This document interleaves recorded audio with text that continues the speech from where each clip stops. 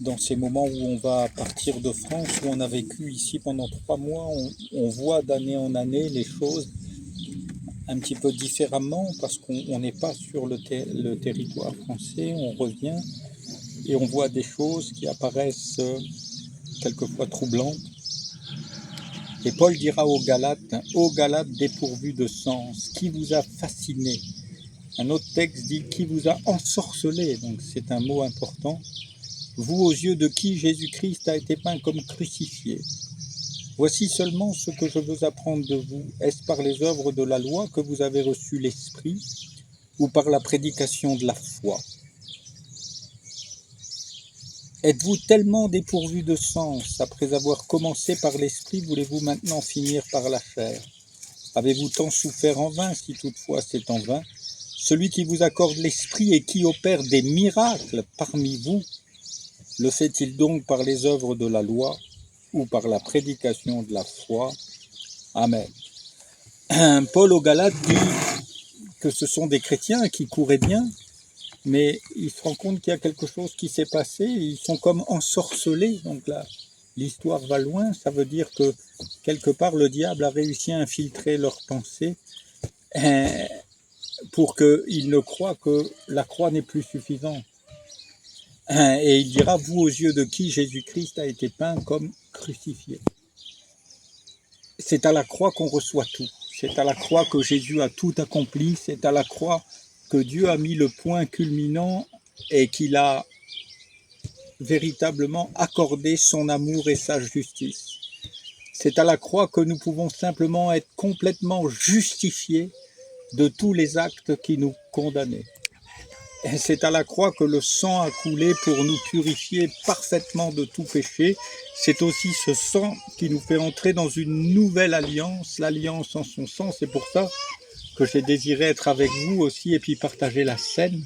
Pourquoi? Parce que c'est aussi entrer ensemble dans cette alliance de vie, dans cette alliance où on peut réaliser que quelquefois on est comme ensorcelé. Et quand je vois tout ce qui se passe en France, quand on a vu comment les gens sont sur les informations, ils sont tellement vite obéissants, on dirait que ce sont comme des grenouilles qui cuisent dans l'eau et vous savez, quand on met les grenouilles dans l'eau et que l'eau bout tout doucement, la grenouille se laisse mourir en fait.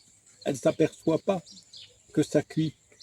Et si on la jette dans l'eau bouillante, par contre, là, elle va tout de suite réagir. Et bien sûr, le diable est rusé, c'est son nom aussi, pour faire croire que tout se met en ordre, alors que il est en train de prendre le contrôle de tout et c'est à nous de rester vigilants et d'accepter de recevoir cet esprit qui nous donne de discerner. Je crois qu'un des plus beaux cadeaux que Dieu a fait à l'Église, c'est le discernement. Pas forcément le discernement des esprits, mais le discernement de la vie en général. Et c'est là qu'il nous accorde de voir Christ qui est peint comme crucifié pour nous. Ça, c'est la plus grande histoire d'amour, c'est la plus grande histoire de justice de l'univers, puisque Dieu a voulu tout réconcilier avec lui-même, tant ce qui est dans les cieux. Donc on ne sait pas, même au niveau des étoiles, au niveau de tout ce qui se passe, que ce qui est sur la terre, en faisant la paix par lui, par le sang de sa croix. C'est ça qui est important de voir. Ce soir encore, c'est la prédication de la foi par laquelle on peut obtenir un miracle. On a besoin de miracles. On a besoin de croire que notre vie ne s'arrête pas. C'est toujours en mouvement. Et comme ce printemps a été miraculeux, comme quand je vois ces figuiers qui poussent, je dis mais c'est un miracle permanent. Et il nous faut entrer dans le miracle de la foi, croire que tout est possible aussi pour nous qui croyons en Christ, tout est possible pour notre restauration, pour notre justification. Il y a des erreurs, tous les jours on commet des erreurs, mais nous sommes gratuitement justifiés, ce qui nous permet non pas d'être paralysés, des chrétiens paralysés, et pour ça qu'il dit aux Galates dépourvus de sens, pourquoi vous arrêtez? Et plus loin il dira, vous couriez bien, qui vous a arrêté? La loi peut nous arrêter, et c'est bien sûr un des premiers facteurs. Est-ce par les œuvres de la loi que vous avez reçu l'Esprit? Non. C'est pas parce qu'on est meilleur que d'autres qu'on reçoit l'Esprit, mais c'est simplement parce qu'on croit que Dieu veut venir habiter en nous. Nous qui étions par nature des enfants de colère, maintenant on est devenus des enfants de Dieu. Et ensemble, ce soir, on peut partager cette scène, qui fait de nous des fils et des filles, et prendre courage. On n'est pas parfait, mais on a été rendu parfait. Dieu nous voit parfait. En relisant Hébreux 11 ces derniers temps, j'ai été émerveillé de voir que dans Hébreux 11, Dieu parle des héros de la foi. Il va parler d'Abraham, il dit c'est un héros de la foi. Il oublie carrément de mentionner qu'il a vendu 2 fois sa femme. Il va parler de Gédéon, c'est un héros de la foi. Il oublie de mentionner que Gédéon battait le blé au pressoir. C'était un poltron. Il oublie de mentionner pourquoi, parce qu'il ne se souvient plus.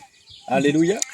Et je crois que Dieu se souvient plus et il nous faut revenir au sens de la foi. De croire que Dieu nous accepte dans sa présence pour qu'on marche avec lui, pour qu'on fonctionne, pour qu'on croie au miraculeux de Dieu, pour qu'on reçoive le Saint-Esprit, pour qu'on guérisse les malades, pour qu'on délivre les captifs. C'est pas au pasteur à faire ça, c'est à l'Église entière, c'est à chacun de nous. Eh bien, de croire que Dieu nous montre des gens à côté de nous qui marchent dans une vie normale, mais qui sont handicapés, qui sont meurtris, et de croire que simplement en les aimant, en posant nos mains sur eux, alors c'est pas seulement l'imposition des mains, c'est poser nos mains par amour pour eux, de croire que Dieu les relève. C'est ce qu'on a fait dimanche avec Annie, auprès d'une pauvre femme là qui avait le genou coincé, et on l'a vu se mettre à marcher. Pourquoi? Eh bien parce que on croit, non pas qu'on est meilleur, mais nous croyons au miraculeux de Dieu. Ce monde a besoin du miracle de Jésus-Christ, encore.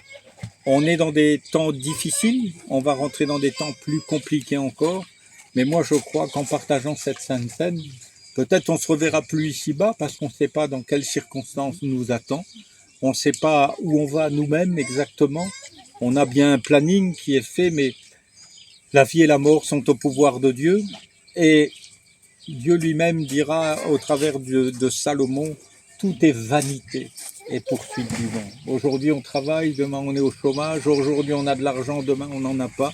Ce qui est important, c'est de savoir qu'aujourd'hui on a Jésus et que lui ne nous quittera jamais. Alléluia. On peut perdre des choses, mais lui, on ne le perdra jamais. Amen.